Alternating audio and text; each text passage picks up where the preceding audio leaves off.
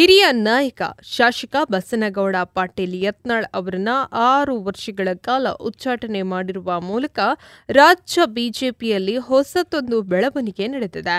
ಯತ್ನಾಳ್ ಉಚ್ಚಾಟನೆಯಿಂದ ರಾಜ್ಯ ಬಿಜೆಪಿಯಲ್ಲಿ ಎಲ್ಲವೂ ಸರಿ ಹೋಗಿ ಬಿಡುತ್ತಾ, ನಾಳೆಯಿಂದ ಬಣಮುಕ್ತ ಬಿಜೆಪಿಯಾಗಿ ಬಿಡುತ್ತಾ, ಹೀಗೆಲ್ಲ ಪ್ರಶ್ನೆಗಳು ಇಲ್ವೇ ಇಲ್ಲ ಎಂಬ ಉತ್ತರಗಳಿಗೆ ರಾಜಕೀಯ ಪಡಸಾಲೆಯಿಂದ ಕೇಳಿ ಬರ್ತಾ ಇದೆ.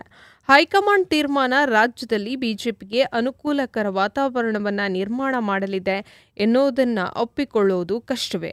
ಸದ್ಯದ ಪರಿಸ್ಥಿತಿಯಲ್ಲಿ ರಾಜ್ಯದ ಹಿರಿಯ ನಾಯಕರು ಮತ್ತು ಬಣ ಬಡಿದಾಟದಲ್ಲಿ ತೊಡಗಿರುವಂಥ ನಾಯಕರು ಒಂದೆಡೆ ಸೇರಿ ಭಿನ್ನಾಭಿಪ್ರಾಯಗಳನ್ನು ಸರಿಪಡಿಸುವ ಕೆಲಸವನ್ನು ಹೈಕಮಾಂಡ್ ನಾಯಕರು ಮಾಡ್ತಿರಬಹುದಿತ್ತು. ಆದರೆ ಅದ್ಯಾವುದನ್ನ ಮಾಡದೆ ಉಚ್ಚಾಟನೆಯನ್ನು ಮಾಡಿಬಿಟ್ರೆ ಸಮಸ್ಯೆಗಳಿಗೆ ಪರಿಹಾರ ಸಿಕ್ಕಿದಂತಾಗತ್ತಾ? ಈಗಾಗಲೇ ರಾಜ್ಯದಲ್ಲಿ ಬಿಜೆಪಿ ಕತೆ ಊರು ಬಾಗಿಲಾಗಿದೆ. 2023ರ ವಿಧಾನಸಭಾ ಚುನಾವಣೆ ಬಳಿಕ ಪಕ್ಷ ದುರ್ಬಲವಾಗ್ತಾ ಹೋಗಿದೆ.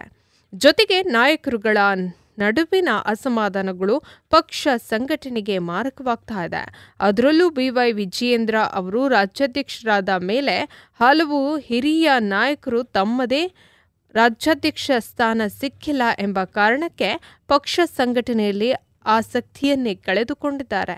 2021ರಲ್ಲಿ BS ಯಡಿಯೂರಪ್ಪ ಅವರನ್ನ ಸಿಎಂ ಸ್ಥಾನದಿಂದ ಕೆಳಗಿಳಿಸಿ ಬಸವರಾಜ ಬೊಮ್ಮಾಯಿ ಅವರನ್ನ ಸಿಎಂ ಸ್ಥಾನಕ್ಕೆ ತಂದ ಹೈಕಮಾಂಡ್ ಅನಂತರ ಬೆಳವಣಿಗೆಯಿಂದ ಬೆಚ್ಚಿಬಿದ್ದಿತ್ತು.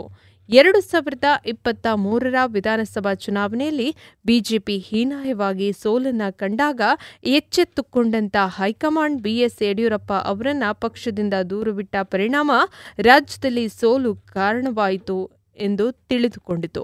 ಹೀಗಾಗಿ ಪಕ್ಷದಿಂದ ದೂರ ಹೋದಂಥ ಲಿಂಗಾಯತ ಮತವನ್ನು ಮತ್ತೆ ಸೆಳೆಯಲು BS ಯಡಿಯೂರಪ್ಪ ಅವರ ಪುತ್ರ BY ವಿಜಯೇಂದ್ರ ಅವರಿಗೆ ರಾಜ್ಯಾಧ್ಯಕ್ಷ ಸ್ಥಾನವನ್ನು ನೀಡಲಾಯಿತು.